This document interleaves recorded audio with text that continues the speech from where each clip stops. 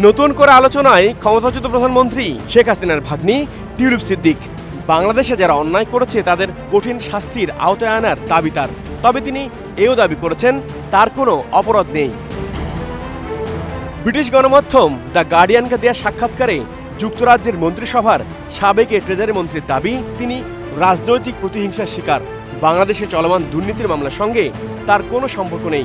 সোমবার ঢাকার একটি বিশেষ আদালতে টিউলিপ সহ আরও ২০ জনের বিরুদ্ধে মামলার শুনানি হওয়ার কথা রয়েছে।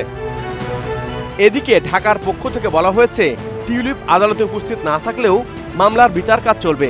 ব্রিটেনের সঙ্গে বাংলাদেশের প্রত্যর্পণ চুক্তি না থাকলেও টিউলিপ দোষী সাব্যস্ত হলে বিষয়টি নতুন করে আলোচনায় আসতে পারে।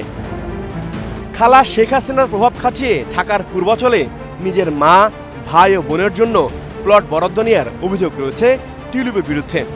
এছাড়া রূপপুর পারমাণবিক বিদ্যুৎ প্রকল্পের রুশ চুক্তি ইস্যুতে $5 বিলিয়ন আত্মসাতেও অভিযুক্ত তিনি। তবে টিউলিপের দাবি তিনি যখন মস্কোতে বেড়াতে গিয়েছিলেন কোনো রাজনৈতিক বৈঠকে অংশ নেননি।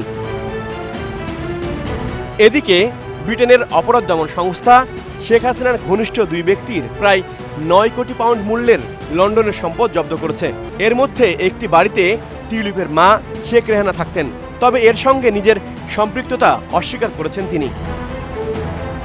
গার্ডিয়ানের সে সাক্ষাৎকারে টিউলিপের অভিযোগ, শেখ হাসিনার পতনের পর নতুন সরকারের আমলে রাজনৈতিক শিষ্টাচার লঙ্ঘিত হচ্ছে, এতে তার জীবন হয়েছে বিপর্যস্ত। জানান এই বিষয়ে একাধিক চেষ্টার পরও লন্ডন সফরে থাকা প্রধান উপদেষ্টা ডক্টর ইউনূসের সঙ্গে দেখা করতে ব্যর্থ হন তিনি। HR অভি, স্টার নিউজ।